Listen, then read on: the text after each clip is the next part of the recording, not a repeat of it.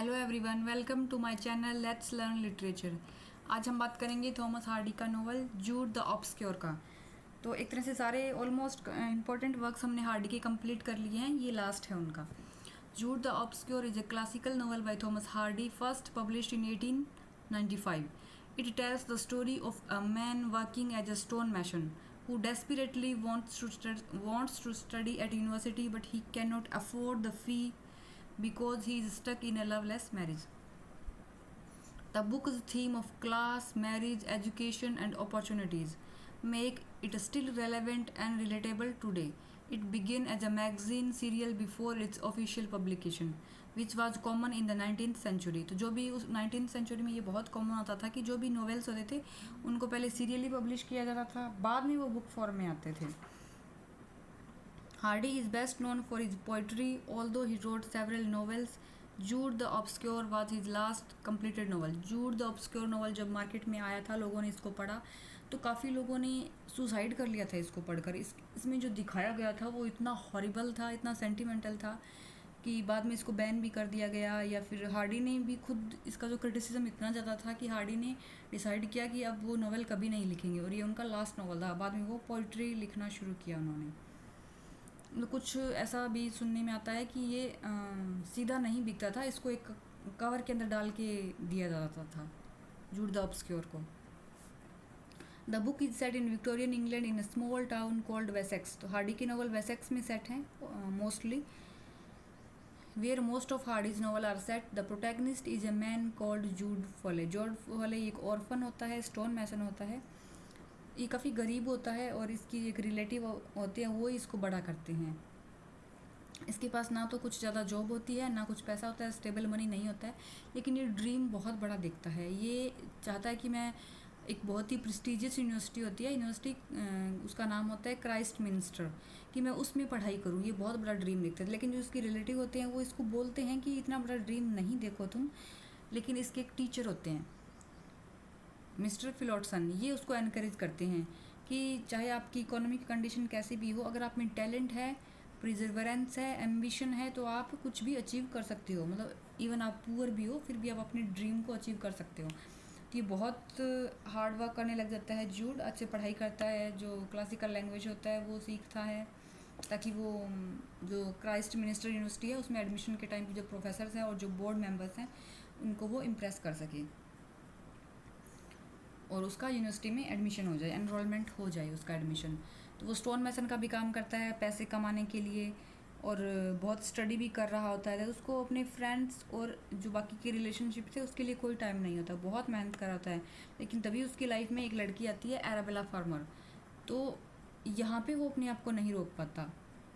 फिर ये Arabella farmer के साथ टाइम स्पेंड करने लग जाता है, जिसकी वजह से पैसा भी कम हो जाता है और इसकी स्टडी भी बहुत डिस्टर्ब होती है. लेकिन एक दिन एराबेला फार्मर उसको छोड़कर ऑस्ट्रेलिया चली जाती है. ही इज़ मिजरेबल और बहुत ही एंग्री भी होता है कि क्यों उसने एक वुमन के पीछे जो अपना ड्रीम था या जो उसका मेन एम था उसको छोड़ दिया. जब वो क्राइस्ट मिनिस्टर यूनिवर्सिटी जाता है तो वहाँ पे उसका एडमिशन एनरोलमेंट नहीं होता है पैसे की कमी की वजह से, और वो बहुत ही ख़राब फील होता है उसको. लेकिन वहाँ पे एक अच्छी चीज़ ये होती है कि ये अपनी कज़न से मिलता है वहाँ पे, शू ब्राइड हेड उसकी कज़न होती है और ये बहुत ही अट्रैक्ट होता है उससे, शू ब्राइड हेड. बाद में इसको लगता है कि नहीं, उसको अपनी कज़न से प्यार नहीं करना चाहिए. तो बाद में ये अपनी कज़न के लिए एक जॉब अरेंज करता है और वो जॉब कहाँ करती है, फिलोटसन के पास, जो उसके पुराने टीचर होते हैं मिस्टर फिलोटसन के पास ले जाता है और वहाँ पे बोलता है कि ये मेरी कज़न है तो अगर कोई काम है तो आप इसको रख लो. ये वहाँ पे काम करने लग जाती है और बाद में ये दोनों एक दूसरे से प्यार करने लग जाते हैं और दोनों की मैरिज हो जाती है. जो जूड होता है उसको ये बात बहुत ख़राब लगती है और वो वहाँ से चला जाता है. और शू और फिलोटसन मैरिज कर लेते हैं और जूड अपने आप को अकेला महसूस करता है, बहुत ही ज़्यादा ड्रिंक करने लग जाता है और बहुत ही डिप्रेस्ड हो जाता है. एक नाइट को जब वो बाहर ड्रिंक कर रहा होता है तो एराबेला से मिलता है. वो एराबेला जो उसको छोड़कर ऑस्ट्रेलिया चली गई थी वो वापस आ जाती है और वो अब भी जूड को पसंद करती है, अट्रैक्टेड है उससे. तो वो नाइट साथ में स्पेंड करते हैं. जूड को तो काफ़ी रिग्रेट होता है इस बात का और इसको लगता है कि ये उससे सू से प्यार करता है, जो सू ब्राइड हेड उसकी कज़न है उससे. और वो बोलता है कि ऐसा नहीं होना चाहिए था, शू उसके साथ होनी चाहिए थी, क्योंकि उसको ये भी पता चल जाता है, शू उसको बता देती है कि वो जो फिलोटसन है उसके साथ खुश नहीं है।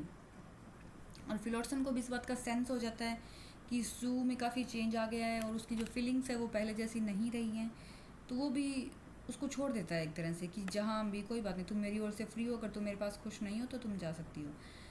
और बाद में ये शू, ब्राइड हेड और जूड दोनों चले जाते हैं। ये एक दूसरे के साथ एज ए फ्रेंड रहते हैं, कि सोचते हैं कि हम एक दूसरे को एक बार समझेंगे फिर देखेंगे कि हमारा फ्यूचर क्या है। दोनों एक दूसरे के साथ रहते हैं, मैरिज नहीं करते हैं।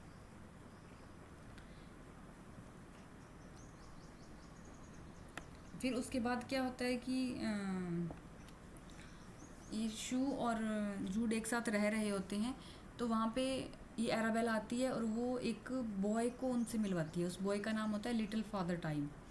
उस बॉय का नाम होता है लिटिल फादर टाइम, और वो एराबेला बोलती है कि ये मेरा और जूड का बेटा है।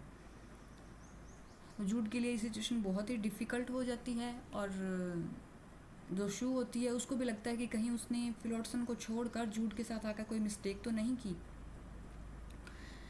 तो बाद में ये रख लेते हैं, दोनों मान जाते हैं। शू और जूड बोलते हैं कि चलो ठीक है, और उसको अपनी फैमिली में शामिल कर लेते हैं। लेकिन जो कम्युनिटी होती है वो उनको बहुत ख़राब समझती है, क्योंकि एक तो उन्होंने शादी नहीं की और शू और जूड के 2 बच्चे भी हो जाते हैं विदाउट मैरिज। तो कम्युनिटी उनको बहुत रिडिक्यूल करती है और वो भी बहुत ही अशेम्ड और इम्प्रेस्ड फील करते हैं, लेकिन वो मैरिज नहीं करते हैं।